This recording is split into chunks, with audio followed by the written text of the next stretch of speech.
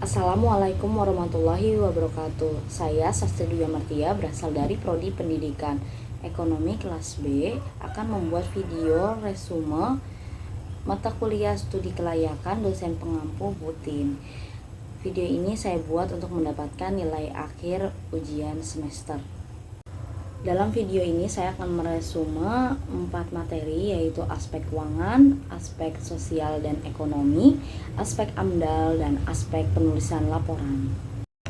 Sebelum kita berlanjut kepada keempat aspek tersebut, ada baiknya kita mengetahui apa sih arti dari studi kelayakan. Studi kelayakan adalah kajian yang dilihat dari berbagai segi aspek, baik dari aspek legalitas, aspek teknis, aspek pemasaran, sosial, ekonomi, maupun manajemen dan keuangan, yang hasilnya digunakan untuk mengambil keputusan suatu proyek dijalankan, ditunda, atau tidak dijalankan. Studi kelayakan dibutuhkan oleh banyak kalangan, terutama bagi para investor, bank selaku pemberi kredit, dan pemerintah yang memberikan fasilitas tata peraturan hukum dan perundang-perundangan, yang tentunya kepentingan semua itu berbeda satu sama lainnya. Materi pertama, aspek keuangan, yang merupakan aspek yang digunakan untuk menilai keuangan perusahaan secara keseluruhan. Aspek keuangan memberikan gambaran yang berkaitan dengan keuntungan perusahaan, sehingga merupakan salah satu aspek yang sangat penting untuk diteliti kelayakannya. Dalam aspek keuangan ini terdapat 4 laporan keuangan yang kita ketahui, yaitu laporan laba rugi yang berisikan tentang perincian pendapatan dan juga beban, yang hasilnya akan membuat kita tahu apabila perusahaan kita dijalankan akan menghasilkan laba atau rugi, keuntungan atau rugi. Yang kedua ada perubahan modal. Perubahan modal ini berisikan modal awal ditambah atau dikurangi pendapatan atau beban. Lalu ada laporan arus kas. Laporan arus kas ini gunanya untuk mengetahui seberapa banyak kas yang kita gunakan. Yang terakhir adanya neraca. Neraca yaitu laporan keuangan yang memberikan informasi tentang akun-akun kita seperti aset, kewajiban, dan juga modal. Selanjutnya ada aspek ekonomi dan sosial.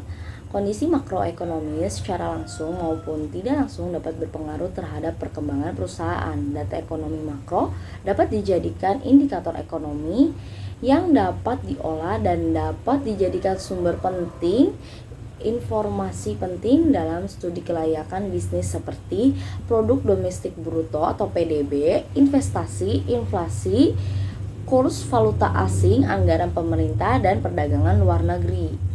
Analisis aspek ekonomi suatu proyek bisnis tidak hanya memperhatikan manfaat yang dinikmati dan pengorbanan yang ditanggung oleh perusahaan, tetapi oleh semua pihak dalam perekonomian. Aspek-aspek penilaian manfaat bisnis yang direncanakan dapat ditinjau dari berbagai sisi, seperti sisi rencana pembangunan nasional, sisi distribusi nilai tambah, sisi nilai investasi per tenaga kerja, hambatan di bidang ekonomi, dan juga dukungan pemerintah. Aspek sosial dalam perjalanan bisnis, perusahaan hendaknya memperhatikan keseimbangan kehidupan sosial karena perusahaan hidup bersama dengan komponen-komponen lain yang berbeda dalam tatanan kehidupan yang pluralis dan kompleks, sehingga perusahaan mempunyai tanggung jawab sosial. Berikut peran perusahaan. 1. Perusahaan sebagai lembaga sosial. 2. Perubahan kondisi sosial yang kompleks. 3. Perusahaan dalam masyarakat yang pluralistik. Bisnis yang dijalankan hendaknya memiliki manfaat-manfaat sosial yang diterima oleh masyarakat, diantaranya membuka lapangan pekerjaan baru, melaksanakan alih teknologi, meningkatkan mutu hidup, pengaruh positif fisik maupun psikis. Yang ketiga ada aspek AMDAL. Analisis dampak lingkungan adalah kajian mengenai dampak besar dan penting suatu usaha dan atau kegiatan yang direncanakan pada lingkungan hidup yang diperlukan bagi proses pengambilan keputusan tentang penyelenggaraan usaha dan atau kegiatan di Indonesia. AMDAL bertujuan untuk memperkirakan dampak yang mungkin terjadi sebagai akibat dari kegiatan atau proyek pembangunan yang direncanakan. AMDAL ini dibuat saat perencanaan suatu proyek yang diperkirakan akan memberikan pengaruh terhadap lingkungan hidup sekitarnya. Yang dimaksudkan lingkungan hidup di sini adalah aspek abiotik, biotik, dan kultural. Dalam hukum AMDAL di Indonesia adalah Peraturan Pemerintah Nomor 27 Tahun 2012 tentang Izin Lingkungan Hidup yang merupakan pengganti Peraturan Pemerintah 27 Tahun 1999 tentang AMDAL telah dilaksanakan sejak 1982 di Indonesia. Fungsi dari aspek AMDAL sendiri adalah membantu proses pengambilan keputusan tentang kelayakan lingkungan hidup dari rencana usaha dan atau kegiatan, memberikan masukan untuk penyusunan desain rinci teknis dari rencana dan atau kegiatan, memberikan masukan untuk penyusunan rencana pengelolaan dan pemantauan lingkungan hidup. Yang keempat, aspek analisis laporan. Laporan analisis adalah laporan yang menawarkan informasi dan analisis dan juga mencakup rekomendasi. Laporan studi kasus tidak harus menggunakan bentuk tertulis saja, tapi bisa juga berbentuk lisan dan serangkaian gambar atau rekaman suara. Tahapan laporan analisis. 1. Berkaitan dengan taktik umum untuk memulai suatu laporan. 2. Mencakup persoalan apakah membiarkan kasus tersebut untuk mengidentifikasi persoalan yang tak berurutan. 3. Mendeskripsikan sesuatu prosedur tinjauan ulang guna meningkatkan validitas konstruk suatu studi kasus. Contoh studi kasus aspek keuangan. Di sini saya akan sedikit menjelaskan mengenai aspek keuangan. Studi kasusnya terlihat sudah ada data mengenai UD Buana, usaha dagang Buana yang menjual barang-barang elektronik. Di samping ini sudah ada contoh laporan laba ruginya. Laporan laba rugi ini berisi tentang penjualan dan juga beban-beban.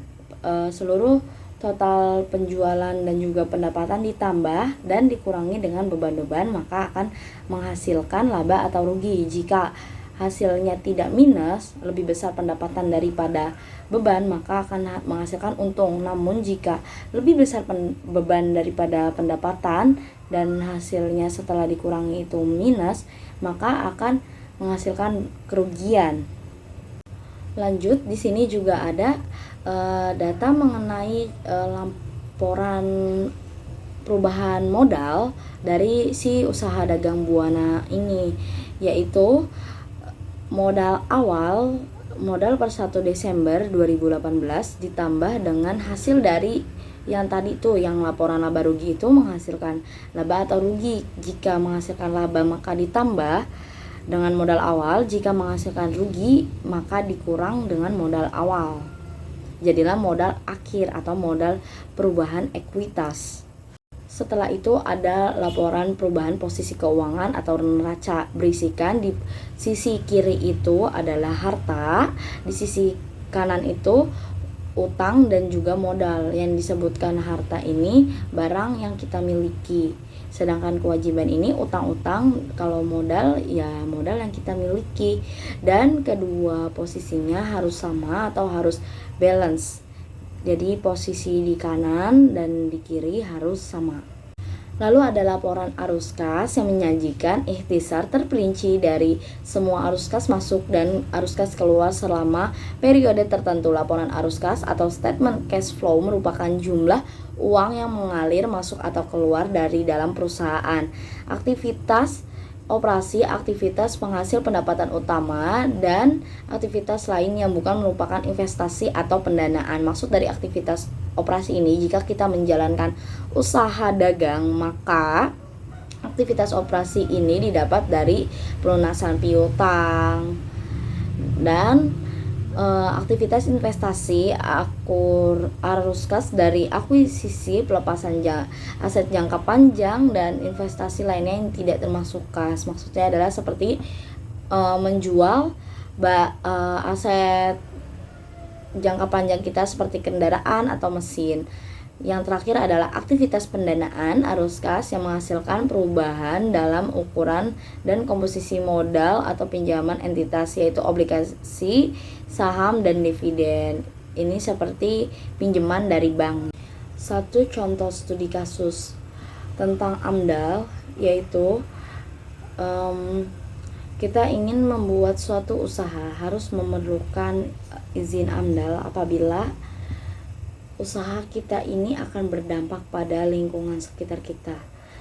Misalnya, kita ingin membuat pabrik makanan yang akan menghasilkan limbah udara. Nah, itu kita memerlukan uji terlebih dahulu guna mendapatkan solusi akan dibuang kemana limbah udara tersebut, asap makanan tersebut, dan apakah para tetangga kita, masyarakat di sekitar perusahaan kita akan menerima polusi udara tersebut. Maka diperlukannya aspek AMDAL atau pengajuan AMDAL tersebut. Kesimpulannya adalah studi kelayakan bisnis merupakan suatu studi yang mempelajari secara mendalam tentang suatu kegiatan atau usaha atau bisnis yang akan dijalankan dalam rangka menentukan layak atau tidak usaha tersebut dijalankan. Oleh karena itu, mengambil mata kuliah ini kita diperkenalkan dengan beberapa aspek yang mendukung sukses dan berhasilnya suatu bisnis, antara lain aspek hukum, pasar dan pemasaran, keuangan, teknis dan operasi, manajemen organisasi, ekonomi sosial, AMDAL, dan penulisan laporan. Demikian resume serta contoh studi kasus dari saya. Kurang lebihnya mohon maaf. Dalam mata kuliah studi kelayakan. Wassalamualaikum warahmatullahi wabarakatuh.